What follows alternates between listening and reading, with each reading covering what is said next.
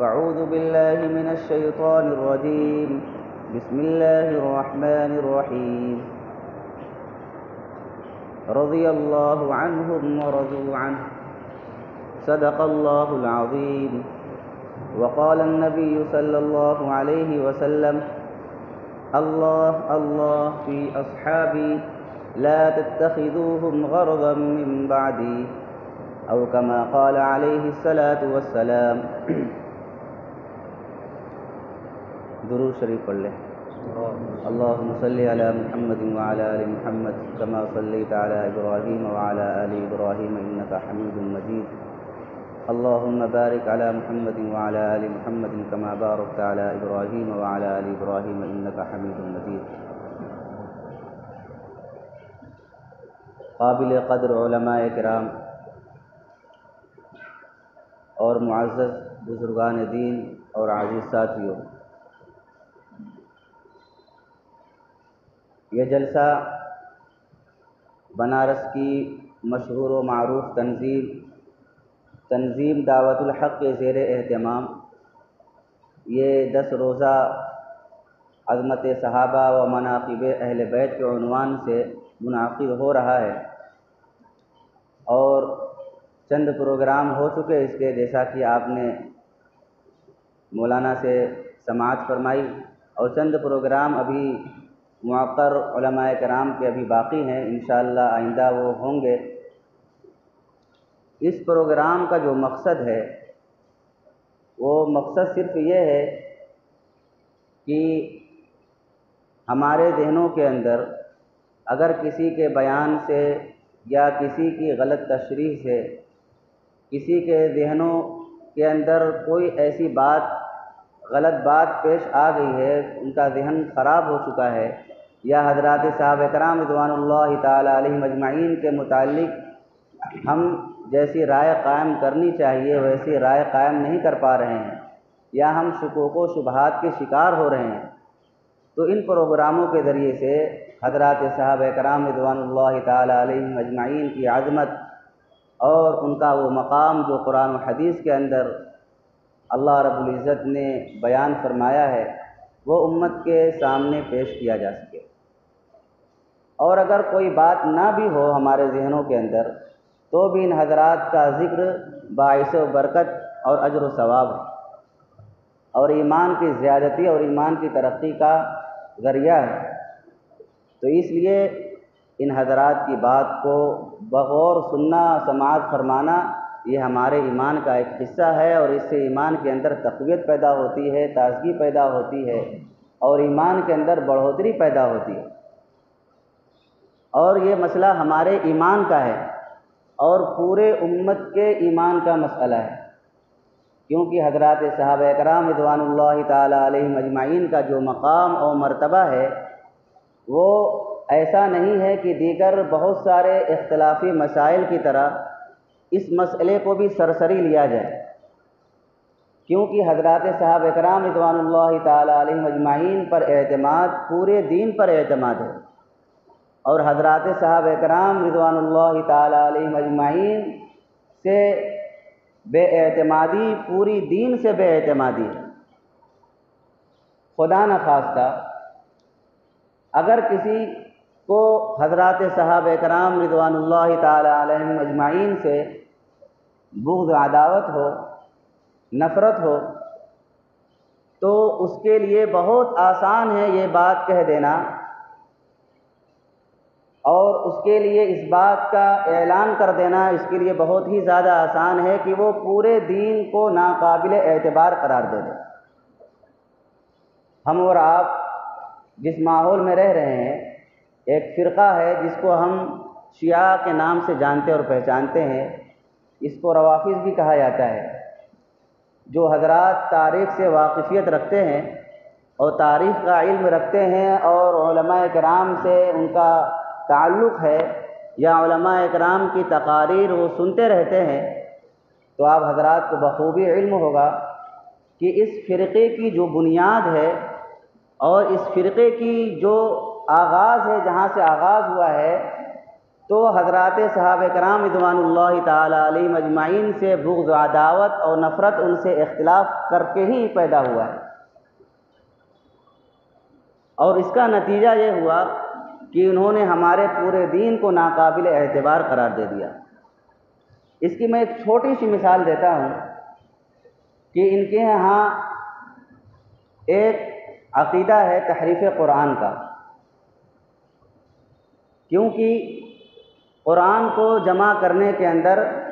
حضرات صحابہ کرام رضوان اللہ تعالی علیہم اجمعین کا عمل تھا۔ ان کے مشورے سے، ان کے رائے سے، ان کی کوشش سے، ان کے جد و جہد سے قرآن کریم جو مختلف جگہوں کے اندر، مختلف سینوں کے اندر، مختلف ہستیوں کے اندر، مختلف ذاتوں کے اندر جو موجود تھا، حضرات صحابہ کرام رضوان اللہ تعالی علیہم اجمعین نے اس خدشے سے اور اس خوف سے کہ کہیں یہ قرآن کے اندر تحریف نہ ہو جائے اور یہ قرآن جیسا اللہ کی طرف سے نازل کیا گیا ہے یہ قرآن ختم نہ ہو جائے، اس کو ایک جگہ جمع کر دیا جائے، محفوظ کر دیا جائے۔ تو چونکہ حضرات صحابہ کرام کی کوشش اور محنت، ان کے جد و جہد سے ہوا یہ عمل، اس وجہ سے ان کے ہاں یہ عقیدہ ہے کہ جو قرآن اللہ رب العزت کی طرف سے نازل کیا گیا تھا آپ صلی اللہ علیہ وسلم کے اوپر، وہ بعین ہی اسی شکل کے اندر نہیں ہے، کچھ نہ کچھ اس کے اندر تحریف ہو چکی ہے، کیونکہ جمع کرنے والے حضرات صحابہ کرام رضوان اللہ تعالی علیہم اجمعین کی ذات اقدس ہے، اور ان کے حلق سے یہ ہستیاں اترتی نہیں ہیں،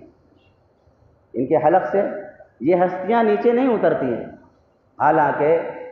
آپ صلی اللہ علیہ وسلم نے جو نجات کا جو ذریعہ اور جو نجات کا جو راستہ بیان فرمایا ہے، اس کے اندر آپ صلی اللہ علیہ وسلم نے اپنی ذات کے ساتھ حضرات صحابہ کرام رضوان اللہ تعالی علیہم اجمعین کی ذات کا بھی ذکر فرمایا،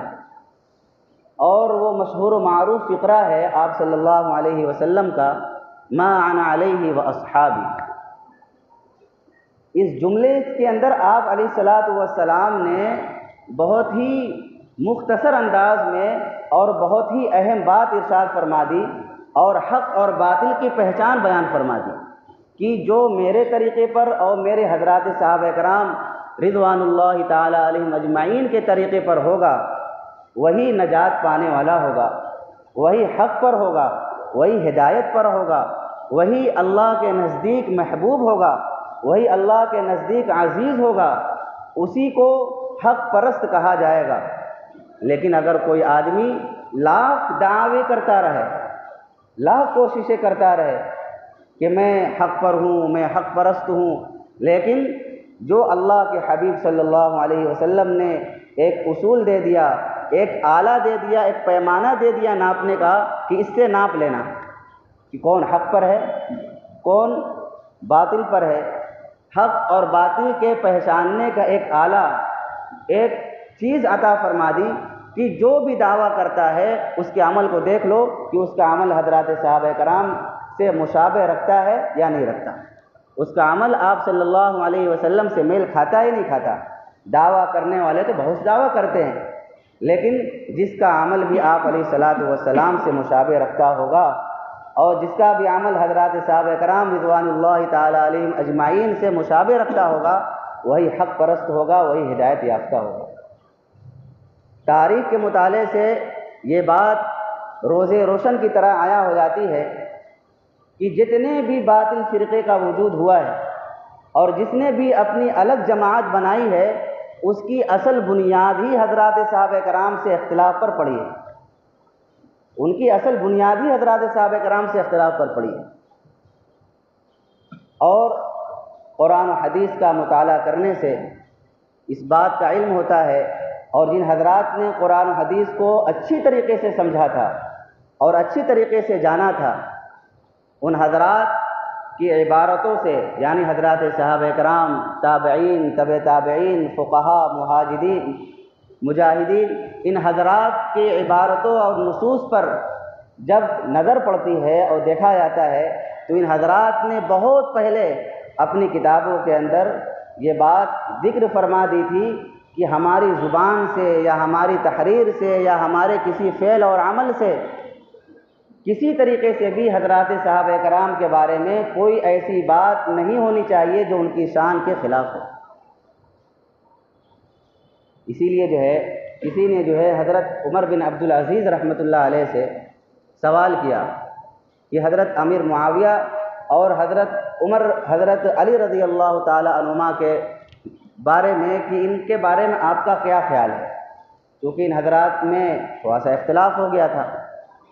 تو اس اختلاف کی بنیاد پر اس سائل نے سوال کیا حضرت عمر بن عبدالعزیز رحمۃ اللہ علیہ سے، جو بہت بڑے بزرگ، بہت بڑے اللہ والے گزرے ہیں، تو ان سے سوال کیا کہ آپ ان حضرات کے بارے میں کیا کہتے ہیں؟ تو انہوں نے کہا تلک دماء طہر اللہ یدی منہا، کہ یہ ایسا خون ہے کہ اس سے اللہ رب العزت نے میرے ہاتھ کو پاک رکھا ہے، یہ ایسا خون ہے جس سے اللہ رب العزت نے میرے ہاتھ کو پاک رکھا ہے۔ افلا اطہر لسانی منہا، تو کیا میں اس سے اپنی زبان کو پاک نہ رکھوں؟ مطلب اشارہ اس بات کی طرف ہے کہ دیکھو میں اس وقت موجود وہاں پہ تو تھا نہیں، تو اس لیے جب میں وہاں پہ موجود تھا ہی نہیں، تو اس لیے بہتر اور اچھی بات تو یہی ہے کہ ان بزرگان دین کے متعلق اور ان دونوں صحابہ کے متعلق اپنی زبان کو لگام دی جائے اور اپنی زبان کو محفوظ رکھا جائے، کچھ بھی نہ کیا جائے، توقف کیا جائے۔ مشہور و معروف محدث ہیں حضرت حسن بصری رحمۃ اللہ علیہ، ان سے کسی نے پوچھا ان حضرات صحابہ کرام کے اختلاف کے متعلق کہ حضرات صحابہ کرام کا جو آپس میں اختلاف ہوا اور بعض مرتبہ وہ اختلاف تھوڑا سا بڑھا، وہ لڑائی کی شکل اختیار کر گیا اور کبھی کبھی صرف اختلاف ہی رہا، تو آپ ان کے متعلق کیا کہتے ہیں؟ تو حضرت حسن بصری رحمۃ اللہ علیہ نے ایک بات ارشاد فرمائی کہ دیکھو ایسا ہے کہ ان حضرات کا جو اختلاف ہے، جو اختلاف ہوا اس وقت نہ میں موجود تھا نہ آپ موجود تھے، اس وقت آپ صلی اللہ علیہ وسلم کے صحابہ موجود تھے اور وہ ان حالات کو بہت اچھی طریقے سے جانتے ہیں، لہذا بہت سے معاملے میں ان کا اتفاق ہے، ان کا اتحاد ہے، تو ہم ان کی اتباع کرتے ہیں، اور جن معاملے میں ان کا اختلاف ہو گیا تو ہم اس معاملے میں توقف کرتے ہیں۔ تو اس لیے ہمیں اپنی زبان سے کوئی بھی ایسے نازیبا الفاظ یا کوئی بھی ایسی چیز نہیں نکالنی چاہیے حضرات صحابہ کرام کے بارے میں جو ان کی ذات کو مجروح کر رہی ہو۔ حضرت امام احمد بن حنبل رحمۃ اللہ علیہ سے کسی نے ان دونوں صحابی کے بارے میں پوچھا، یعنی حضرت علی اور حضرت امیر معاویہ رضی اللہ عنہما کے بارے میں کہ آپ ان حضرات کے بارے میں کیا کہتے ہیں؟ تو حضرت امام احمد بن حنبل رحمۃ اللہ علیہ نے فرمایا کہ ما اقول فیہم الا الحسنى، کہ میں ان کے بارے میں صرف اچھی ہی بات کہتا ہوں، اس کے علاوہ کچھ بھی نہیں کہہ سکتا۔ اور پھر دوسری جگہ انہی کے بارے میں منقول ہے، امام احمد بن حنبل رحمۃ اللہ علیہ نے ایک جگہ ارشاد فرمایا ان حضرات کے سوال، ان کے متعلق جو سوال کیا گیا تو فرمایا قد خلت تلک امت قد خلت لها ما کسبت ولکم ما کسبتم ولا تسألون عما كانوا يعملون، دیکھو وہ ایک امت تھی، وہ گزر گئی، ان کا عمل ان کے ساتھ ہے، تمہارا عمل تمہارے ساتھ ہے، اور ان کے عمل کے بارے میں تم سے سوال نہیں کیا جائے گا، ان کے عمل کے متعلق تو ہم ان کے بارے میں، ان کے ذات کے متعلق ہمیں پیچھے پڑنے کی ضرورت ہی کیا ہے؟ ان حضرات نے ایک اصولی بات ارشاد فرمائی، تمام حضرات کی باتوں کا خلاصہ یہی ہے کہ ان حضرات کے بارے میں توقف کیا جائے، حضرات صحابہ کرام کے ذات کے متعلق توقف کرنا چاہیے اور اپنی زبان سے کچھ بھی نہیں کہنا چاہیے۔ اللہ رب العزت نے قرآن کریم کے اندر حضرات صحابہ کرام کا ذکر مختلف جگہ فرمایا ہے، مختلف انداز سے فرمایا ہے، اور بعض جگہ تو ایسے طریقے سے بات ارشاد فرمائی ہے کہ جس کے پڑھنے سے یہ اندازہ لگتا ہے کہ اللہ رب العزت نے آنے والے فتنوں کے بارے میں ان کا دروازہ بند کر دیا ہے، ان کے دروازہ بند کرنے کا بھی کام فرمایا ہے، اور اللہ رب العزت نے مطلقاً کسی چیز کے قید کے بغیر اللہ رب العزت نے تمام صحابہ کے بارے میں اپنی رضا کا اعلان فرمایا، رضی اللہ عنہم ورضوا عنہ، کہ تمام صحابہ سے اللہ راضی ہے، اس کے اندر کسی صحابے کی کوئی قید نہیں ہے، کسی سے کوئی لغزش ہو گئی، کسی سے کوئی خطا ہو گئی، یہ سب اللہ رب العزت نے معاف فرما دیا۔ جس اللہ نے رضا کا اعلان فرما دیا تو پھر کسی کو کیا حق بنتا ہے کہ ان سے بغض عداوت رکھے، ان سے نفرت کرے یا اپنے بغض عداوت کا اعلان کرے؟ جس اللہ نے رضا کا اعلان فرمایا تو پھر مجھ جیسے کم عقل کم علم والوں کو یہ جرأت اور ہمت نہیں ہونی چاہیے۔ دوسری جگہ اللہ رب العزت نے ارشاد فرمایا اور ایسے انداز میں ارشاد فرمایا کہ تمام لوگوں کی زبانوں کو بند کر دیا، اور پھر کسی کے لیے یہ گنجائش ہی نہیں رکھی کہ کسی صحابہ کے بارے میں کوئی فرق کر سکے، کوئی تفریق کر سکے، کوئی ان کے مراتب کے اندر کوئی فرق کر سکے، کوئی کسی کے بارے میں کوئی جرح کر سکے، لان تان کر سکے۔ اللہ رب العزت نے فرمایا وَكُلًّا وَعَدَ اللَّهُ الْحُسْنَى، کہ تمام صحابہ کے بارے میں اللہ نے حسنہ کا اعلان فرمایا ہے، اور حسنہ کی تفسیر علماء نے جنت سے کی، یعنی جنت کے متعلق اعلان فرما دیا کہ تمام صحابہ کے لیے جنت کی بشارت ہے، جنت کا وعدہ ہے، جنت کی خوشخبری ہے۔ اب ذرا سوچے تو صحیح، وہ اللہ جو سارے چیزوں کا علم رکھتا ہے، وہ اللہ تمام غیبی چیزوں کا علم رکھتا ہے، جو زمین کے اندر داخل ہوتی ہے اللہ اس کو بھی جانتا ہے، جو زمین سے نکلتی ہے اللہ اس کو بھی جانتا ہے۔ یعلم ما یلج فی الارض وما یخرج منها وما ينزل من السماء وما یعرج،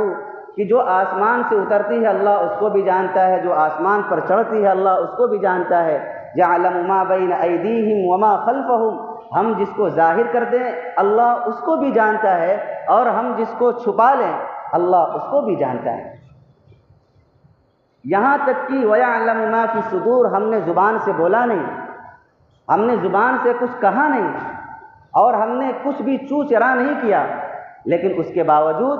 اللہ کہتا ہے تم نے دل میں صرف خیال کیا، میں اس کو بھی جانتا ہوں۔ تم نے کیا کیا،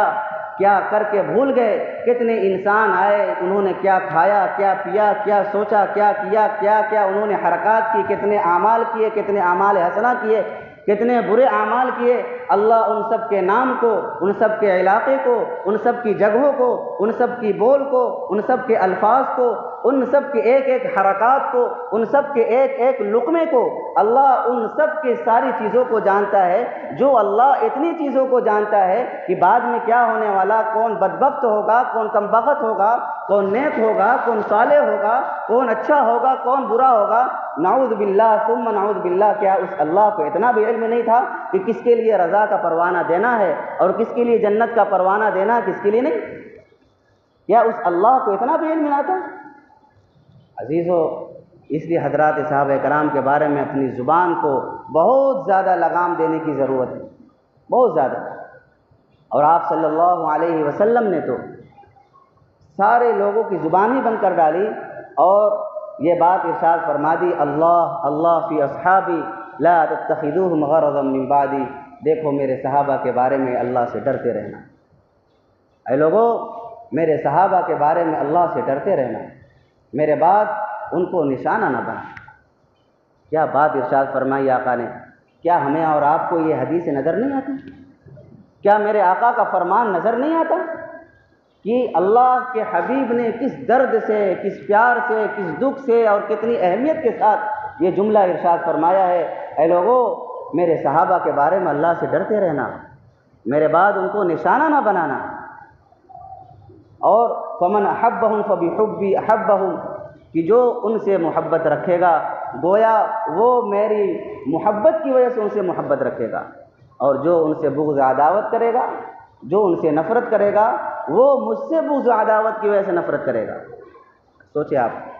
یعنی گویا اگر کوئی آدمی حضرات صحابہ اکرام سے بغض عداوت رکھتا ہے تو یہ ایسے ہی نہیں بس وہیں تک محدود رہتا ہے، بلکہ ہمارے آقا نے فرما دیا کہ گویا وہ مجھ سے بغض عداوت رکھتا ہے، وہ مجھ سے نفرت رکھتا ہے، اور جو حضرات صحابہ کرام سے محبت کرتا ہے وہ مجھ سے محبت کرتا ہے۔ اس کی تشریح امام مالک رحمۃ اللہ علیہ نے بڑے بہترین انداز میں فرمائی ہے۔ فرمایا اگر کوئی شخص، کوئی آدمی حضرات صحابہ کرام رضوان اللہ تعالیٰ علیہم اجمعین کی ذات کو نشانہ بناتا ہے تو گویا وہ حضرات صحابہ کرام کو نشانہ نہیں بناتا، بلکہ وہ آپ صلی اللہ علیہ وسلم کی ذات اقدس کو نشانہ بناتا ہے، لیکن اس کی جرأت، اس کی ہمت اتنی نہیں ہوتی کہ وہ کھلم کھلا آپ صلی اللہ علیہ وسلم کو نشانہ بنائے، اس لیے وہ حضرات صحابہ کرام رضوان اللہ تعالیٰ علیہ مجمعین کی ذات اقدس کو نشانہ بناتا ہے، تاکہ یوں کہا جانے لگے، تاکہ یوں سمجھا جانے لگے کہ جس کے صحابی ایسے تھے، جس کے صحبت یافتہ ایسے تھے، تو اس آدمی کا کیا حال ہوگا، نعوذ باللہ من ذالک۔ ذرا سوچیں، تاکہ یوں سمجھا جانے لگے، بہترین تشریح فرمائی۔ اور اس کا اشارہ قرآن کریم کی ایک آیت کے اندر ملتا ہے، بہت غور سے بات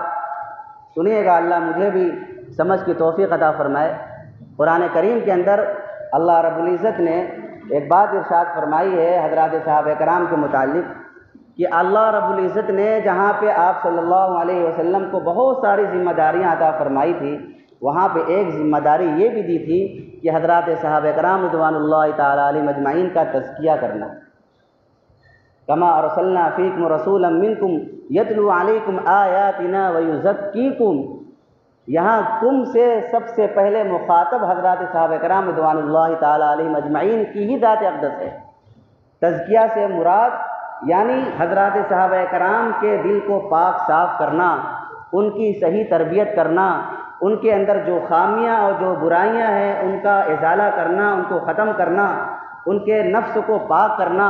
ان کو صحیح راستہ دکھلانا، ان کو صحیح تربیت بتلانا، ان کو صحیح علم دینا، یہ آپ صلی اللہ علیہ وسلم کی ذمہ داریوں میں سے ایک ذمہ داری تھی۔ اور اس کا اعلان اللہ رب العزت نے قرآن کریم کے اندر ارشاد فرمایا۔ اب ذرا آپ سوچیں کہ کوئی مردود، کوئی کمبخت اٹھ کر کے حضرات صحابہ کرام رضوان اللہ تعالیٰ علیہ مجمعین کی ذات اقدس کو نشانہ بناتا ہے، اور ان کی زندگی کے اندر قیل و قال کرتا ہے، اور ان کی زندگی کے اندر کیچڑیں اچھالتا ہے، یا ان سے کچھ لغزشیں، کچھ خطائیں اگر ہو گئی، اس لغزشوں کو اچھال کر کے کہتا ہے کہ یوں انہوں نے کیا، یوں کیا، یوں کیا، یوں کیا،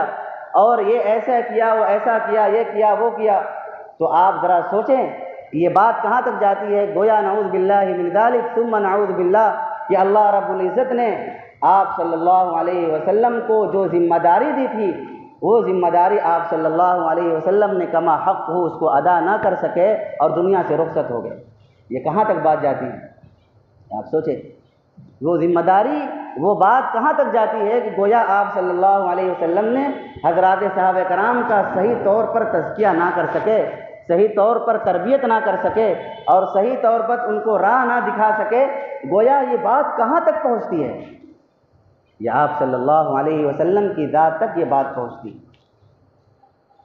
اس لیے میرے عزیزو، کہ حضرات صحابہ کرام رضوان اللہ تعالیٰ علیہ مجمعین کے معاملے میں بہت زیادہ محتاط رہنے کی ضرورت ہے، بہت زیادہ اپنی زبان کو لگام دینے کی ضرورت ہے۔ حضرت امام مالک رحمۃ اللہ علیہ نے ایک جگہ اور ایک بات ارشاد فرمائی، قرآن کریم کی ایک بہت ہی مشہور و معروف آیت ہے سورہ فتح کے آخری رکوع کے اندر، جس کو میں مختصراً عرض کر رہا ہوں کہ اللہ رب العزت نے فرمایا لیغیظ بہم الکفار، یعنی حضرات صحابہ کرام رضوان اللہ تعالیٰ علیہ مجمعین کا تذکرہ اوپر سے چل رہا ہے کہ اللہ رب العزت نے یہ فرمایا کہ حضرات صحابہ کرام کے ذریعے سے کفار و مشرکین کو غصہ دلائے۔ تو امام مالک رحمۃ اللہ علیہ نے اس سے یہ بات استنباط کی ہے، اس سے یہ بات نکالی ہے کہ اگر کوئی بھی آدمی، اگر کوئی بھی شخص حضرات صحابہ کرام سے بغض عداوت رکھتا ہے،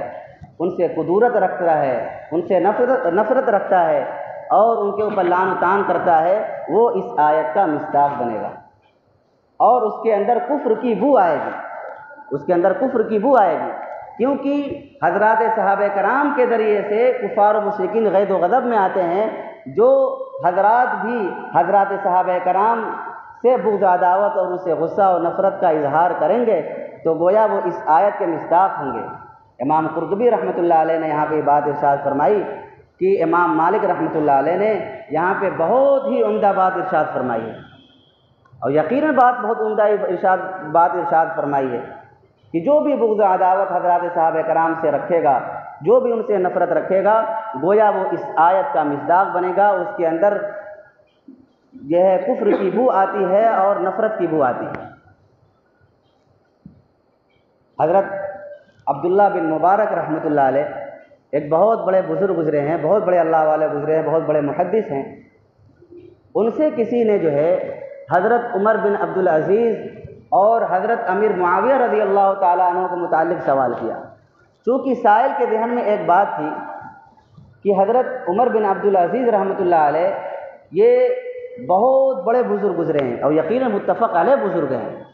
اس کے اندر کسی کا اختلاف نہیں۔ یہ آپ اتنی بات سمجھ لیں ان کے متعلق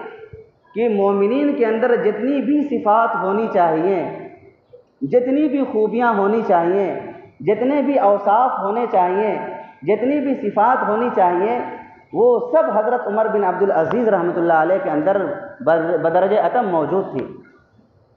اور صحابیت کے علاوہ تمام اوصاف ان کے اندر موجود تھے۔ اس لیے جو ہے سائل کے اندر، ذہن کے اندر یہ بات تھی کہ ہو سکتا ہے کہ یہ عمر بن عبدالعزیز رحمۃ اللہ علیہ حضرت امیر معاویہ رضی اللہ تعالیٰ عنہ سے بڑھ کر کے ہوں۔ تو حضرت عبداللہ بن مبارک رحمۃ اللہ علیہ پر قربان جائیں کہ انہوں نے کتنا بہترین اور کتنا اچھا اور کتنا پیارا انہوں نے جواب عنایت فرمایا اور امت کے ایمان کو محفوظ فرمایا کہ امیر معاویہ رضی اللہ تعالیٰ عنہ نے جو آپ صلی اللہ علیہ وسلم کے ساتھ جہاد کیا ہے،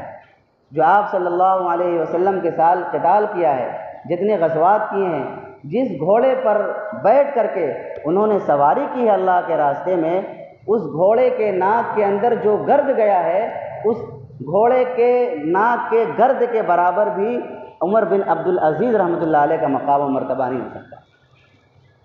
اللہ اکبر! یہ حضرات کتنے حساس تھے، یہ حضرات صحابہ کرام کے متعلق کتنے بیدار تھے کہ وہ جانتے تھے کہ کسی ایک صحابی کے بارے میں بھی بے اعتمادی پیدا ہو جانا پورے دین سے بے اعتماد ہونا ہے، اور یقینی بات ہے کیونکہ انہی کے ذریعے سے دین آیا ہے۔ ہم انہی کی ذات کو لعن طعن کر دیں، انہی کی ذات کو مطعون کر دیں اور انہی کی ذات پر جرح کریں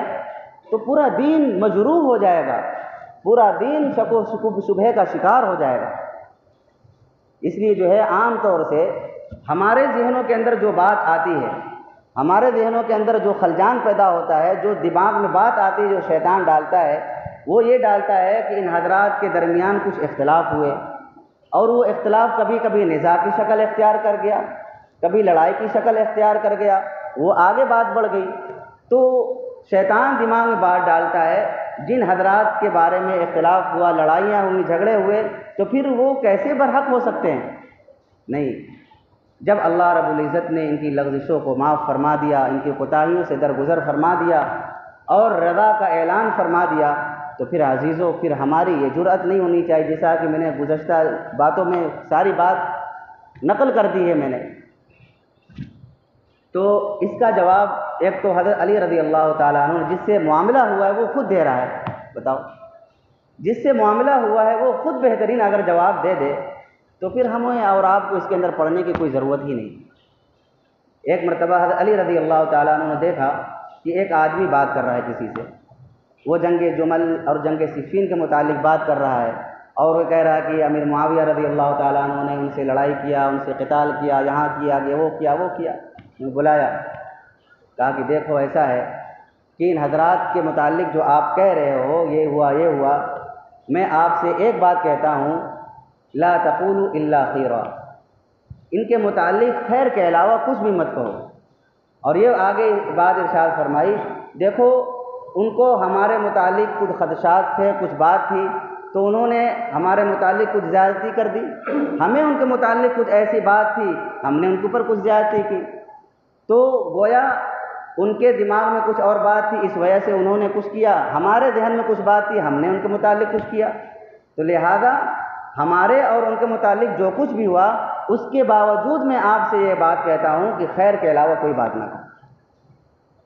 جس کے ساتھ معاملہ ہوا ہے وہ خود ان کو معاف کر رہا ہے اور ان سے درگزر فرما رہا ہے اور ان کی اچھائی کے ساتھ ذکر کرنے کی تاکید کر رہا ہے، تو پھر عزیزو ہم مسلمانوں کو اپنی زبان سے ان کے متعلق کچھ کہہ کر کے اپنی زبان کو گندا نہیں کرنا چاہیے اور اپنے ایمان کو خراب نہیں کرنا چاہیے، اور اپنی آخرت کو برباد نہیں کرنا چاہیے۔ دیکھیں، عام طور سے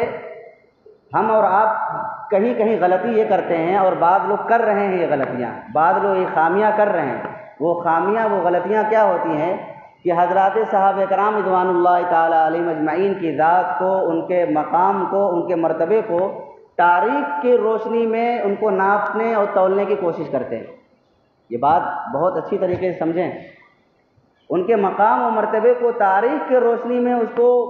تولنے کی کوشش کرتے ہیں، ان کے مقام کو تاریخ کی روشنی میں بیان کرنے کی کوشش کرتے ہیں۔ حالانکہ جب احادیث کے اندر کھلے طور پر، واضح طور پر، تفصیلی طور پر اللہ کے حبیب صلی اللہ علیہ وسلم نے ان کے مناقب کو بیان فرما دیا، ان کے مراتب کو بیان فرما دیا، قرآن کریم کے اندر اللہ رب العزت نے ان کے مقام کو، ان کے مرتبے کو کھلے طور پر بیان جب فرما دیا، تو پھر اب کسی تاریخ کی ضرورت ہی نہیں رہتی۔ اس لیے جو ہے، ہم جب قرآن کا، حدیث کا اگر ہم مطالعہ کریں اور مطالعہ کرتے ہیں، تو اگر ہمیں اس کے اندر کچھ شکوک و شبہات، کچھ ایسے الفاظ ملتے ہیں جس کے اندر ہم شکوک و شبہات کے شکار ہو جاتے ہیں، کچھ ایسے الفاظ ملتے ہیں جس کے اندر ہم شک میں پڑ جاتے ہیں، کچھ ایسے واقعات نظر سے گزرتے ہیں جس سے ہم خدشات میں پڑ جاتے ہیں، تو میں آپ حضرات سے ایک سوال کرتا ہوں، کیا یہ واقعات، کیا یہ الفاظ، کیا یہ حدیثیں، یا کہ یہ قرآن کی آیات ان حضرات کے سامنے سے نہیں گزری تھی؟ یعنی حضرات صحابہ کرام، تابعین، تبع تابعین، علماء، مجتہدین، جو ہم سے اور آپ سے زیادہ قرآن و حدیث کا علم رکھتے تھے، ہم سے اور آپ سے زیادہ قرآن کے اور حدیث کے ماہر تھے، اور ہم سے اور آپ سے زیادہ تقویٰ اور بزرگی رکھتے تھے، کیا ان حضرات کے سامنے سے یہ آیات اور یہ تفسیریں نہیں گزری؟ تو پھر وہ مطلب جو ہم اور آپ میں سے بعض لوگ نکالتے ہیں، ان حضرات نے کبھی کیوں نہیں نکالا؟ سوچنے کی بات ہے، بعد کے لوگوں نے وہ مطلب کیوں نکالنے شروع کر دیے؟ حالانکہ ان کے سامنے بھی وہ حدیثیں تھیں، ان کے سامنے بھی وہ الفاظ تھے، ان کے سامنے بھی وہ واقعات تھے، لیکن اس کے باوجود انہوں نے وہ مطلب نہیں نکالا جو ہم میں سے آج بعض لوگ نکالتے ہیں۔ امام زرعہ رازی رحمۃ اللہ علیہ سے کسی نے کہا کہ میں حضرت امیر معاویہ رضی اللہ تعالیٰ عنہ سے بغض عداوت رکھتا ہوں، میں ان سے نفرت رکھتا ہوں، میں ان سے غصہ ہوں۔ پوچھا بھائی کیوں، کیا بات ہے؟ کہا کہ انہوں نے حضرت علی رضی اللہ تعالیٰ عنہ سے قتل کیا، جہاد کیا اور لڑائیاں کی۔ تو حضرت ابی زرعہ رحمۃ اللہ علیہ نے کہا کہ وہی حق تیرا ناس ہو، اور فرمایا ان رب معاویہ رب الرحیم، کہ بے شک جو معاویہ رضی اللہ تعالیٰ عنہ کا رب ہے وہ بڑا رحیم ہے، بڑا کریم ہے، اور جو جن سے مقابلہ ہوا ہے، جن سے لڑائی ہوئی ہے، یعنی حضرت علی رضی اللہ تعالیٰ عنہ، وہ کریم ہیں، وہ شفیق ہیں۔ فَأَيْنَ دُخُولُ، پھر تمہیں بیچ میں گھسنے کی ضرورت کیا ہے اس میں؟ جب وہ کریم ہیں، وہ شفیق ہیں، لڑنے والے جن میں لڑائیاں ہوئی ہیں وہ شفیق ہیں، اور رب جو ہے اگر ان سے خطا ہو گئی، لغزش ہو گئی، کچھ چوک ہو گئی، تو رب تو رحیم ہے، رب معاف کرنے والا ہے، اور جن سے معاملہ ہوا ہے وہ بھی کریم ہے، وہ بھی معاف کرنے والا ہے، تو بیچ میں تمہیں داخل ہونے کی ضرورت کیا ہے؟ فَإِنَّ دُخُولُ، تمہیں بیچ میں داخل ہونے کی ضرورت کیا ہے؟ اس لیے اس سے بھی پتہ چلتا ہے ہمیں حضرات صحابہ کرام کے بارے میں بیچ میں ٹانگ لڑانے کی کوئی ضرورت نہیں۔ امام نسائی رحمۃ اللہ علیہ سے کسی نے حضرات صحابہ کرام کے متعلق پوچھا کہ آپ ان حضرات کے بارے میں کیا کہتے ہیں؟ تو انہوں نے کہا کہ دیکھو، حضرات صحابہ کرام رضوان اللہ تعالیٰ علیہم اجمعین کی ذات ایسی ہے کہ گویا وہ اسلام کا ایک ایسا محل ہے، حضرات صحابہ کرام جس کا ایک دروازہ، اسلام ایک ایسا محل ہے جس کے دروازہ حضرات صحابہ کرام رضوان اللہ تعالیٰ علیہم اجمعین ہیں۔ فباب الاسلام صحابہ، کہ اسلام کے دروازہ جو ہے وہ حضرات صحابہ کرام رضوان اللہ تعالیٰ علیہم اجمعین ہے۔ اگر کسی نے حضرات صحابہ کرام رضوان اللہ تعالیٰ علیہم اجمعین کی ذات کو نشانہ بنایا تو اس نے ان کو صرف نشانہ نہیں بنایا، بلکہ اس نے اسلام کو نشانہ بنایا، اس نے اسلام کے اوپر انگلی اٹھائی، اور جس نے امیر معاویہ رضی اللہ تعالیٰ عنہ پر انگلی اٹھائی اس نے صحابہ پر انگلی اٹھائی۔ اس لیے میرے عزیزوں، میرے محترم، حضرات صحابہ کرام رضوان اللہ تعالیٰ علیہم اجمعین کی ذات کے متعلق ہمیں اور آپ کو بہت ہی زیادہ احتیاط برتنے کی ضرورت ہے، بہت ہی زیادہ۔ جتنے بھی مناقب، جتنے بھی فضائل قرآن و حدیث کے اندر حضرات صحابہ کرام رضوان اللہ تعالیٰ علیہم اجمعین کے مروی ہوئی ہیں، وہی سب فضائل حضرات اہل بیت رضوان اللہ تعالیٰ علیہم اجمعین کے متعلق بھی مروی ہیں۔ وہ سب کے مستحق حضرات اہل بیت بھی اس تمام فضائل کے مستحق ہیں، ایسا نہیں کہ وہ اسے کٹے ہوئے ہیں۔ ہاں یہ الگ بات ہے کہ حضرات صحابہ کرام، حضرات اہل بیت رضوان اللہ تعالیٰ علیہم اجمعین کے متعلق کچھ الگ سے بھی فضائل مروی ہیں قرآن کے اندر بھی اور احادیث کے اندر بھی،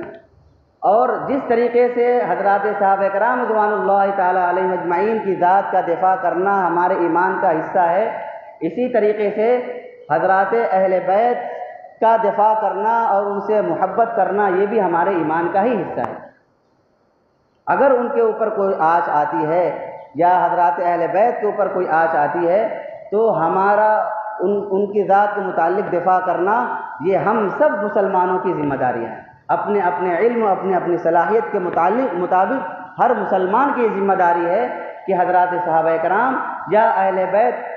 کی ذات کا دفاع کرے، اپنے اپنے علم، اپنے اپنی طاقت، اپنے اپنی استعداد کے مطابق۔ علماء ہیں، علماء الحمدللہ اپنے اپنی استعداد اور صلاحیت اور وقت کے اعتبار سے الحمدللہ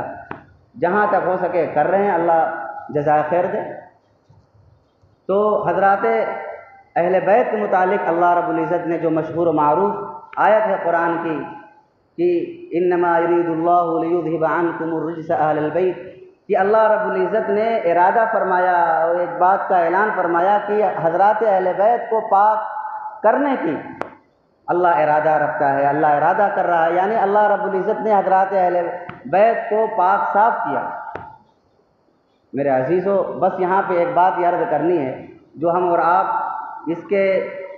علماء کرام سے سنتے ہیں یا جس نے نہیں سنی ہوگی، عام طور سے اس کے اندر لوگ شک میں پڑتے ہیں کہ حضرات اہل بیت بس چند ہی لوگ ہیں، اور جو اعلان بھی ہوتا ہے، حالانکہ اس کو جاننے کی سخت ترین ضرورت ہے کہ حضرات اہل بیت کے اندر کون کون لوگ آتے ہیں، حضرات اہل بیت کے اندر کون کون لوگ آتے ہیں۔ بس چند لوگوں کا ذکر ہوتا ہے، یعنی حضرت علی رضی اللہ عنہ، حضرت فاطمہ رضی اللہ تعالی عنہ اور حضرات حسنین رضی اللہ عنہما، بس انہی چار کا تذکرہ آتا ہے، اور عام طور سے بہت سارے مسلمان یہی سمجھتے ہیں بس یہی لوگ اہل بیت کے اندر شامل ہیں، حالانکہ ایسی بات نہیں ہے۔ بیت کے معنی ہوتے ہیں رات گزارنے کی جگہ، رات گزارنے کی جگہ، یعنی مطلب یہ ہے کہ جہاں پہ رات گزاری جائے اس کو بیت کہا جاتا ہے۔ اب ذرا سا آپ یہ سوچیں کہ ہمارا جو گھر ہے وہ بیت بولا جاتا ہے عربی کے اندر، اس کو بیت کہا جائے گا، وہاں پہ ہم رات گزارتے ہیں۔ اب ذرا سوچیں رات گزارنے ہمارے گھر کے اندر کون رات گزارتا ہے ہمیشہ؟ جو روزانہ رات جو گزارنے والی جو ہستیاں ہوتی ہیں، جو لوگ ہوتے ہیں، وہ کون ہوتے ہیں؟ باپ ہوتا ہے، اور خاص طور سے بیٹا ہوتا ہے، اور خصوصاً بیویاں ہوتی ہیں، اس کے اندر ماں باپ ہوتے ہیں، اور چند متعینہ مدت کے لیے بچیاں ہوتی ہیں، یہی حضرات تو ہوتے ہیں۔ لیکن سب سے پہلے رات گزارنے کے لیے جو سب سے پہلے جو مخاطب ہیں وہ بیویاں ہوتی ہیں۔ تو گویا اہل بیت یعنی گھر والے کون ہوں گے؟ ہمارے عرف کے اندر جب گھر والا بولا جاتا ہے تو کبھی بھی ہمارے عرف کے اندر، جو ہمارے معاشرے کے اندر کہیں بھی یہ نہیں آتا کہ بچیوں کو پہلے داخل کیا جاتا ہے، کہیں بھی ہمارے عرف کے اندر، ہمارے معاشرے کے اندر کبھی دیکھا ہوگا یہ ہمارے گھر والے ہیں، تو سب سے پہلے بیویاں آتی ہیں، بیٹے آتے ہیں، بچے آتے ہیں، اس کے اندر سب سے پہلے ان کو شمار کیا جاتا ہے۔ تو عزیزو، سب سے پہلے جو علماء نے جو تشریحات کی ہے اور احادیث سے، قرآن سے جو پتہ چلتا ہے، مفسرین نے جو بات ارشاد فرمائی ہے، سب سے پہلے اہل بیت کا جو مصداق ہیں وہ ازواج مطہرات ہیں، آپ صلی اللہ علیہ وسلم کی بیویاں ہیں، آپ صلی اللہ علیہ وسلم کی زوجہ محترمہ ہیں، پھر اس کے بعد آپ صلی اللہ علیہ وسلم کے بچے ہیں، بیٹے ہیں جو انتقال فرما گئے بچپن کے اندر، اور پھر اس کے بعد چونکہ آپ صلی اللہ علیہ وسلم نے بچیوں کو شامل فرمایا اور حضرات حسنین رضی اللہ عنہما کو بھی اہل بیت کے اندر شامل فرمایا، تو اس حدیث کی بنیاد پر وہ بھی اہل بیت کے اندر جو ہے بیت گھر والوں کے اندر شامل ہے۔ لیکن جس معروف و مشہور حدیث کے اندر جو عام طور سے بیان کیا جاتا ہے کہ آپ یہ میرے گھر والے ہیں، یعنی حضرات حسنین اور حضرت فاطمہ رضی اللہ تعالیٰ عنہ اور حضرت علی رضی اللہ تعالیٰ عنہ کو چادر اڑائی اور خود اس کے اندر حضور تشریف فرما ہوئے اور کہا کہ یہ میرے گھر والے ہیں. تو عزیزو اس کا یہ مطلب نہیں ہے کہ بس یہی گھر والے ہیں، اس کا یہ مطلب نہیں ہوتا. جیسے مثال کے طور پر کہ اگر کچھ آدمی کی چند بچے ہوں، چند بیٹے ہوں، اور وہ اپنے بچے کے ساتھ کہیں جا رہا ہو، کوئی پوچھے بھائی یہ کون ہے، تو کہے یہ میرا بیٹا ہے، یہ میرا بیٹا ہے، یعنی یہ میرا گھر والا ہے. دوسرے الفاظ میں یہ کہہ دو، یہ بھی کہہ سکتے ہیں یہ میرا بیٹا ہے. تو اس کا یہ مطلب نہیں کہ باقی جو اور چند بچے گھر پہ ہیں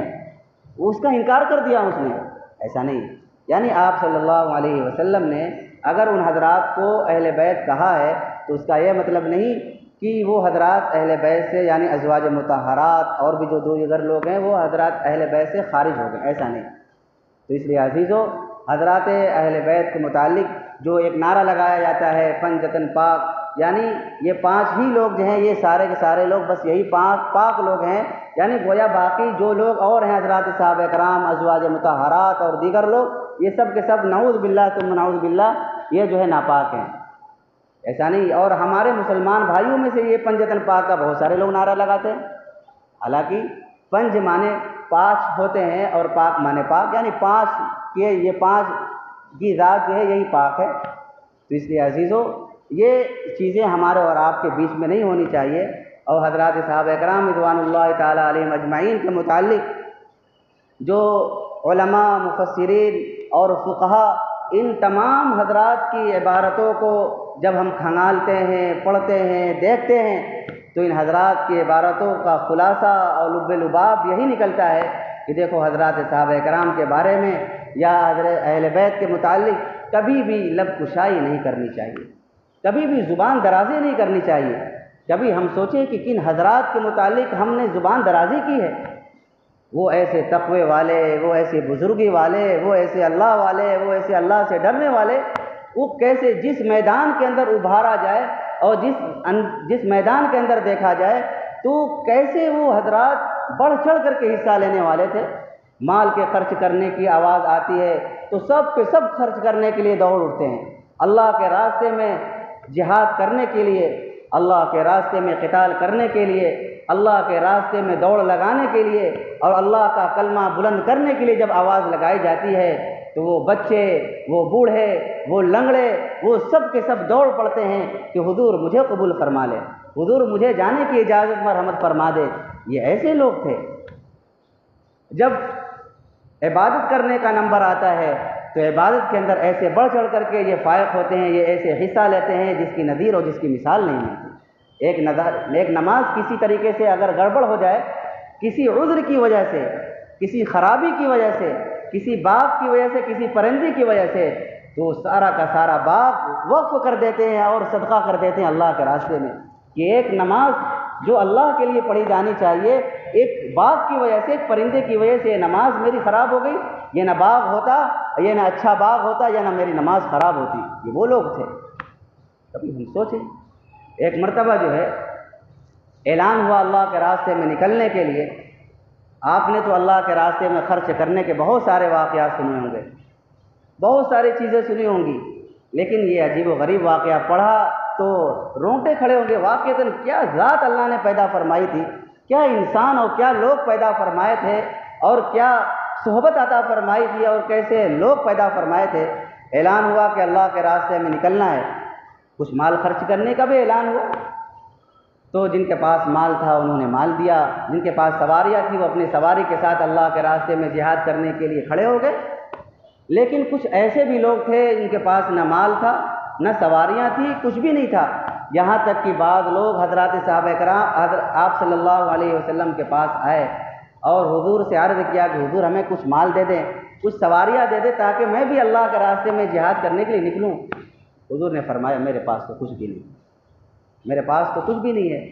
ایک صحابی ہے علبہ بن زید رضی اللہ تعالیٰ عنہ، اس کے اندر وہ بھی شامل تھے کہ ان کے پاس کچھ بھی نہیں تھا. بیچارے رونے لگے اور بہت ہی زیادہ مغموم ہو گئے. رات میں آئے اور نماز پڑھنے لگے. نماز پڑھتے پڑھتے پڑھتے اور پھر اس کے بعد جو ہے نماز پڑھ کر کے جب فارغ ہوئے تو اللہ سے دعا کی کہ اللہ آپ نے جہاد میں جانے کی ترغیب دی ہے اور اس کے بڑے فضائل اور مناقب بیان فرمائے ہیں، اے اللہ میرے پاس اتنا مال نہیں ہے، اتنی سواری کا انتظام نہیں ہے کہ میں تیرے راستے میں نکل سکوں، اور نہ تیرے حبیب کے پاس اتنا مال ہے کہ تیرا حبیب مجھے کچھ دے سکے۔ اے اللہ، کیا یعنی مسلمانوں کی ذات کو کسی طریقے سے فائدہ پہنچایا جائے۔ انہوں نے کہا کہ اے اللہ، میرے مال اور جان کے متعلق اگر کسی نے کوئی ظلم کیا ہے تو میں آج اس کو معاف کرتا ہوں۔ اے اللہ، میری جان اور میرے مال کے متعلق اگر کسی نے کوئی ظلم کیا ہے تو اے اللہ میں آج اسے معاف کرتا ہوں، اور اس کا ثواب جو مجھے ملا معاف کرنے پر، اے اللہ اس کا ثواب تمام امت مسلمہ پر صدقہ کرتا ہوں۔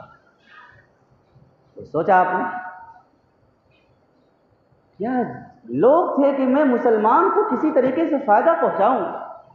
میں اپنی ذات سے اپنے مال سے نہیں فائدہ پہنچا سکتا، اپنے عمل سے فائدہ پہنچا سکتا۔ رات گزر گئی، صبح ہوئی، آپ صلی اللہ علیہ وسلم نے اعلان فرمایا، بھائی رات کو صدقہ کرنے والا کہاں ہے؟ رات کو صدقہ کرنے والا اعلان فرمایا، کوئی کھڑا نہیں ہوا۔ دوسرا اعلان ہوا، رات میں صدقہ کرنے والا کہاں ہے؟ تو کھڑے ہوئے حضرت عتبہ بن زید رضی اللہ عنہ، یا رسول اللہ، آپ صلی اللہ علیہ وسلم نے فرمایا، قسم ہے اس ذات پاک کی جس کے قبضے میں میری جان ہے، اللہ نے اس صدقے کو قبول فرما لیا۔ میرے عزیزو، ایسے لوگ کے بارے میں ہم کیا کہیں؟ ایسے لوگ تھے وہ۔ ایک صحابی سے خطا ہو گئی، غالباً حضرت معاذ اسلمی رضی اللہ تعالیٰ عنہ، ایک بڑی خطا ہو گئی، زنا جیسی لغزش ہو گئی۔ حضور کی خدمت میں آئے اور کہنے لگے، حضور مجھ سے یہ خطا ہو گئی، مجھے پاک کر دیں۔ حضور نے چہرہ پھیر لیا، کہا کہ پھر ادھر چلے گئے، حضور مجھے پاک کر دیں، مجھ سے غلطی ہو گئی۔ حضور نے پھر چہرہ پھیر لیا، پھر ادھر چلے گئے۔ حضور نے کہا، بھائی انہوں نے کوئی نشہ وشا تو نہیں کیا؟ یعنی کوئی بھی یہ کہہ دیتا کہ انہوں نے یہ نشے میں بول رہے ہیں تو حضور کہہ دیتے کہ جاؤ۔ شریعت کا ایک قانون ہے، ایک دستور ہے کہ جب کسی آدمی نے کوئی ایسی خطا کر دی اور کسی کو نہیں پتا سوائے اللہ کے، اگر وہ توبہ کر لیا تو معاف ہے، لیکن جب قاضی کے پاس یہ بات چلی گئی تو پھر جو شریعت نے جو حدود بنائے ہیں وہ حد جاری ہو گئے۔ اور زانی کے بارے میں جو اللہ رب العزت نے فرمایا ہے، الزانیۃ والزانی فاجلدوا کل واحد منہما، کہ اگر غیر شادی شدہ سے یہ حرکت ہو جائے تو 100 کوڑے مارے جائیں گے، لیکن اگر کسی شادی شدہ سے یہ لغزش ہو جائے تو پھر اللہ رب العزت نے فرمایا، الشیخ والشیخوخۃ اذا زنیا فرجموہما۔ یہ قرآن کی آیت تھی کسی زمانے کے اندر لیکن منسوخ ہو گئی، لیکن حکم اس کا جو ہے اب بھی موجود ہے کہ شادی شدہ کو رجم کیا جائے گا، اور رجم کی شکل یعنی ایک میدان کے اندر گڈھے کھود کر کے اس کو اندر ڈالا جائے اور کچھ ادھڑ اوپر ہو اور اس کو مارا جائے اور اس کو جو ہے اس کے اندر وہ شہید ہو جائے یا اس انتقال فرما جائے، تو ان کو اسی طریقے سے کیا گیا۔ اور خون کا کچھ چھیٹا کسی صحابی کے اوپر پڑ گیا، وہ کچھ انہوں نے سمجھا نہیں اور کچھ ایسے الفاظ بولے، آپ صلی اللہ علیہ وسلم نے غالباً یہ فرمایا، اس نے ایسی توبہ کی ہے، ایسی توبہ کی ہے کہ اگر فلاں یا فلاں حجاز والوں کا اگر تقسیم کر دیا جائے تو سارے لوگوں کے لیے نجات کا ذریعہ بن جائے۔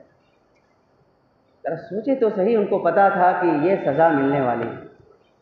ہم سے بھی گناہ ہوتے ہیں، میں یہ واقعات اس لیے سنا رہا ہوں تاکہ ہم سب گناہ گار ہیں، ہم سے لغزشیں ہوتی ہیں، ہم سے خطائیں ہوتی ہیں، کیا ہم نے بھی کبھی ایسی توبہ کی؟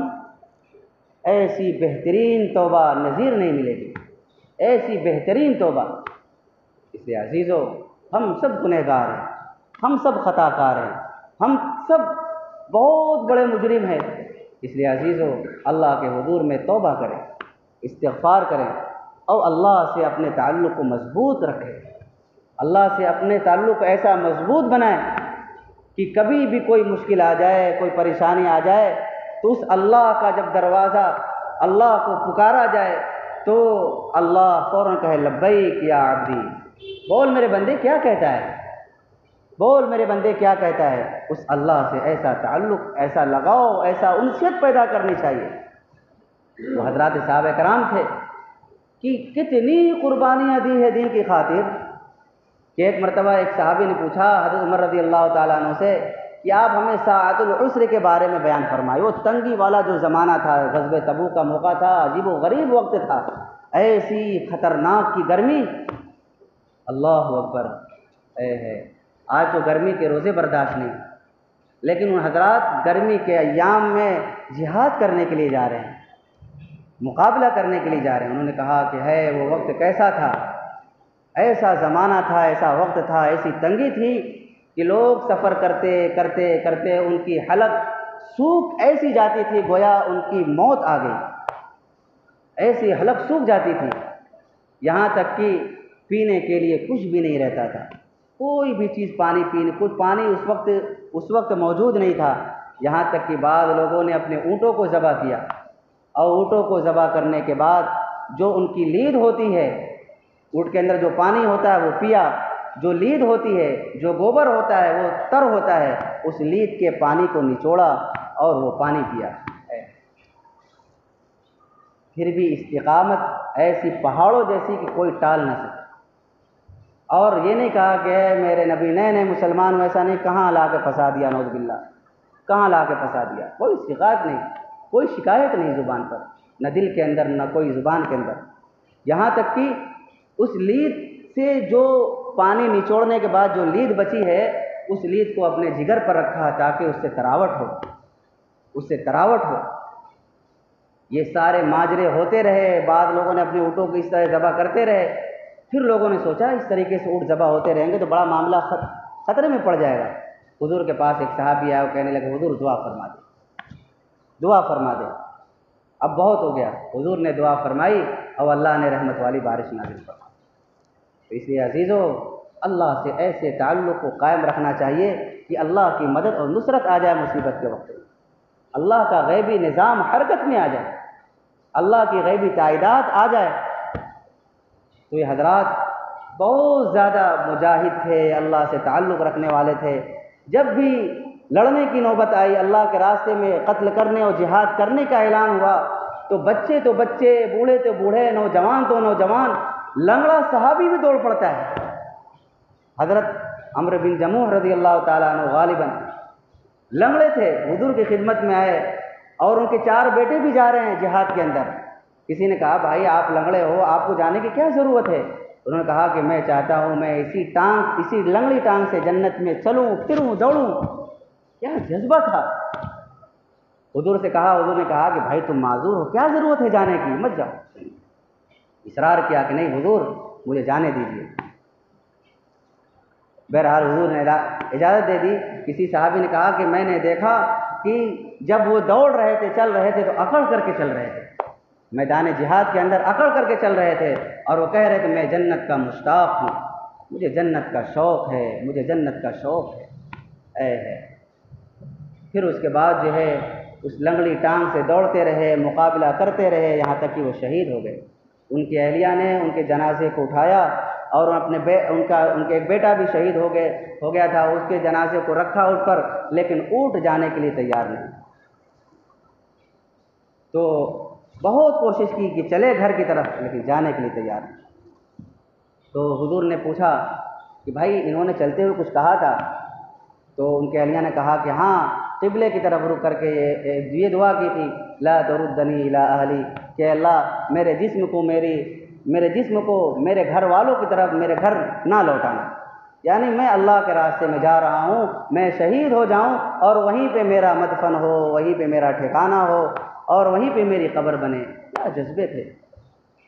میرے عزیزو! ان حضرات کے واقعات سنایا جائے تو کم پڑ جائیں گے، بہت سارے واقعات ہیں۔ بس خلاصہ کلام یہ ہے کہ جس میدان کے اندر ان کو اتارا جاتا تھا، اور جس میدان کے اندر ان کو آواز لگائی جاتی تھی، چاہے خرچ کرنے کے معاملے میں، جہاد کرنے کے معاملے میں، قتل کرنے کے معاملے میں، لڑائی کرنے کے معاملے میں، یا معاف کرنے کے معاملے میں، یا نماز اور عبادت کرنے کے معاملے میں، یا مہمانوں کا اعزاز و اکرام کرنے کے معاملے میں، اور ہر معاملے میں یا عدل و انصاف کرنے کے معاملے میں، یہ حضرات بدرجہ اتم اترتے تھے، اس کے اندر کھڑے اترتے تھے۔ تو اس لیے عزیزو بات لمبی نہ ہو جائے، تو اس لیے حضرات صحابہ کرام رضوان اللہ تعالیٰ علیہم اجمعین کی ذات کے متعلق ہمیں اور آپ کو اپنے مزاج کو اچھا بنانا چاہیے، بس ایک واقعہ سنا کے میں اپنی بات کو ختم کروں گا، دل کہہ رہا ہے کہ اس واقعے کو سنا دوں، کیونکہ جب بھی میں یہ واقعہ سنتا ہوں یا پڑھتا ہوں، سنا تو نہیں، میں پڑھا ہوں، میں نے، ایمان تازہ ہو جاتا ہے۔ بس مختصراً عرض کروں گا کہ ایک مرتبہ حضرت عمر رضی اللہ تعالیٰ عنہ اور حضرت ابی بن کعب رضی اللہ تعالیٰ عنہ کے درمیان کچھ معاملہ ہو گیا، کچھ اختلاف ہو گیا ایک کھجور کے درخت کے متعلق۔ اب عمر رضی اللہ تعالیٰ عنہ امیر المؤمنین ہیں، وہ چاہتے تو اپنا فیصلہ خود فرما لیتے، وہ چاہتے تو اپنے فیصل خود بن سکتے تھے، لیکن انہوں نے کہا دیکھو ہم دونوں کا معاملہ ہو گیا ہے، اس لیے کسی تیسرے کو فیصل بنایا جائے۔ تو مشورے، دونوں حضرات کے مشورے سے حضرت زید رضی اللہ تعالیٰ عنہ کو فیصل بنایا گیا، چلو ان کے پاس چلتے ہیں اپنا فیصلہ کرانے۔ امیر المؤمنین ہیں جو خود لوگوں کا فیصلہ کرتے ہیں اور لوگوں کا معاملہ ان کے پاس آتا ہے، یہ بیچارہ خود چل کر کے جا رہے ہیں ایک صحابی کے پاس اپنا فیصلہ کرانے کے لیے۔ تو حضرت زید رضی اللہ تعالیٰ عنہ جو دیکھا امیر المؤمنین میرے گھر پہ، آؤ بھگت ہونے لگی، اور پھر بچھایا اپنے چارپائی پہ چادر، اور پھر اس کے بعد بیٹھانے کے لیے سرہانے جو ہے امیر المؤمنین کو بیٹھایا، سر کی جگہ امیر المؤمنین کو بیٹھایا اور پاؤں کی جگہ حضرت ابی بن کعب رضی اللہ تعالیٰ عنہ کو بیٹھایا۔ تو یہ قربان جاؤ، امیر المؤمنین نے کہا کہ زید نے یہ پہلی غلطی کی، یعنی کہ میں تو اپنے فریق مخالف ہی کے ساتھ بیٹھوں گا، یعنی پاؤں کی جانب ہی بیٹھوں گا، میں آج امیر المؤمنین کی حیثیت سے نہیں آیا ہوں، میں ایک عام آدمی کی حیثیت سے آیا ہوں۔ اس لیے زید نے اپنے فیصلے میں پہلی غلطی کی۔ بہرحال معاملہ چالو ہوا تو حضرت ابی بن کعب رضی اللہ تعالیٰ عنہ نے اپنی بات کہی، حضرت عمر رضی اللہ تعالیٰ عنہ نے بات کو کاٹ دیا، یوں ہے نہیں ہے یوں ہے۔ اب قانون شریعت کے مطابق مدعا علیہ پر جس پر دعویٰ کیا جاتا ہے، اگر کوئی گواہ نہیں ہے تو پھر قسم کھلائی جاتی ہے۔ تو قانون کے مطابق حضرت عمر رضی اللہ تعالیٰ عنہ کو قسم کھانی تھی، تو حضرت زید رضی اللہ تعالیٰ عنہ نے حضرت ابی بن کعب رضی اللہ تعالیٰ عنہ سے کہا کہ دیکھو بھائی یہ امیر المؤمنین ہیں، قسم کھلوانا مناسب نہیں سمجھ میں آتا، آپ ایسے ہی ان کے حق میں فیصلہ کر دو، چلو ہٹاؤ، ایسے ہی فیصلہ کر دیتے ہیں۔ تو حضرت عمر رضی اللہ تعالیٰ عنہ نے کہا کہ نہیں میں قسم کھاؤں گا، نہیں میں قسم کھاؤں گا، اور انہوں نے قسم کھائی، اور پھر قسم کھانے کے بعد کہا کہ زید اس وقت تک اچھے قاضی نہیں بن سکتے جب تک کہ عمر اور عام مسلمان ان کے درمیان برابر نہ ہو جائے۔ یہ وہ لوگ تھے جن کے بارے میں آپ آج کے زمانہ بغض و عداوت نفرت بھرتا ہے، ایسے لوگوں کے بارے میں کچھ لب کشائی کی جا سکتی ہے؟ ایسے منصف، ایسے عادل مزاج، ایسے کسر نفسی والے، ایسے تواضع والے، ایسے اللہ سے ڈرنے والے یہ حضرات تھے۔ اس لیے عزیزو، ہمیں اور آپ کو بھی جب یہ چند واقعات جو ہم نے سنائے، یہ مختلف انداز کے، مختلف اصول اور مختلف عنوان کے تھے، ان سارے معاملات کے اندر جب بھی ہمارا کوئی معاملہ آئے تو ہمیں ان حضرات کو یاد کرنا چاہیے اور اپنی زندگی کا جائزہ لینا چاہیے کہ ہمیں بھی مرنا ہے۔ یہ حضرات کے لیے رضی اللہ عنہ کا پروانہ ملا تھا، وَكُلًّا وَعَدَ اللَّهُ الْحُسْنَىٰ کا پروانہ ملا تھا، اس کے باوجود بھی یہ اللہ سے بہت زیادہ ڈرنے والے تھے، راتوں کو اٹھ کر کے اللہ سے بہت زیادہ گریہ زاری کرنے والے تھے، گرم گرم آنسو بہانے والے تھے۔ اس لیے عزیزو، یہ دور، یہ حالات، یہ وقت ایسے چل رہے ہیں کہ اس وقت میں اگر ہم نے اللہ سے رجوع نہ کیا، اللہ سے تعلق نہ جوڑا، اللہ سے اپنا لگاؤ اور وہ تعلق نہ پیدا کیا، تو میرے بھائیوں ہلاک و بربادی کے علاوہ کچھ بھی نہ۔ اس لیے آج کے وقت میں سب سے زیادہ اپنے دل کو، اپنے نفس کو پاکیزہ بنانے کی سخت ترین ضرورت ہے۔ اپنے گناہوں کو اپنے آپ کو گناہوں سے پاک صاف رکھا جائے، چاہے ہم لوگوں کے بیچ میں ہو، چاہے تنہائی میں ہو، ہر وقت اللہ دیکھتا ہے۔ تنہائی میں بھی اللہ سے ڈرنے والے ہوں اور حضر اور سب کے سامنے بھی اللہ سے ڈرنے والے ہوں۔ نمازوں کا خاص طور سے اہتمام کیا جائے۔ آج ارادہ کریں کہ انشاءاللہ کبھی بھی نماز نہیں چھوٹے گی، اور جو حضرات نہیں نماز پڑھتے، جو ہے نمازوں سے دور ہیں، مسجد سے دور ہیں، ہم ان کو سمجھائیں گے، ان کو صحیح دعوت دیں گے، ان کی صحیح تربیت کرنے کی کوشش کریں گے۔ یہ ہماری بھی اولین ترین ذمہ داری ہے۔ اور پھر ہم استغفار کا خوب اہتمام کریں گے۔ اگر ہم چاہتے ہیں کہ ہمارے حالات درست ہو جائیں تو ہم استغفار کا خوب اہتمام کریں، اور حسبنا اللہ و نعم الوکیل، اس کا بھی جو ہمارے اکابرین نے، ہمارے بزرگ نے یہ وظیفہ بتلایا ہے، اس وقت میں اس کا بھی خوب اہتمام کریں، آیت کریمہ کا بھی اہتمام کریں، اللہ سے تعلق جوڑیں، اور روزانہ کا یہ معمول بنا لیں کہ کہ ہم روزانہ 2 رکعت صلاۃ الحاجت کی نماز پڑھ کر کے اپنے ملک کی امان کے لیے اور سلامتی کے لیے، تحفظ کے لیے، علماء کی تحفظ کے لیے، مدارس کی تحفظ کے لیے، دین شریعت کے تحفظ کے لیے ہر مسلمان پر میں کہتا ہوں یہ حق ہے اس کے لیے دعا کرنا۔ اگر اس نے اسلام اور دین کے تحفظ کے لیے اس وقت میں دعا اگر کوئی مسلمان نہیں کر رہا ہے تو خدا پاک کی قسم اس نے دین کا حق ادا نہیں کیا۔ کم سے کم ہم اپنی ذات سے اس وقت میں دین کے تحفظ کے لیے اور امت مسلمہ کے تحفظ کے لیے، مساجد، مدارس، خانقاہوں کے اور دینی تحریکات کے تحفظ کے لیے ہر مسلمان پر یہ حق ہے کہ اس کے تحفظ کے لیے کم سے کم درجے میں کم سے کم دعا کا اہتمام کرے اور اپنے آپ کو اللہ سے تعلق سے جوڑے اور اپنے آپ سے گناہوں سے توبہ استغفار کرے۔ اللہ تعالی ہم سب کے کہنے سننے سے زیادہ عمل کی توفیق عطا فرمائے اور مجھے بھی عمل کرنے کی توفیق عطا فرمائے۔ وآخر دعوانا الحمدللہ رب العالمین۔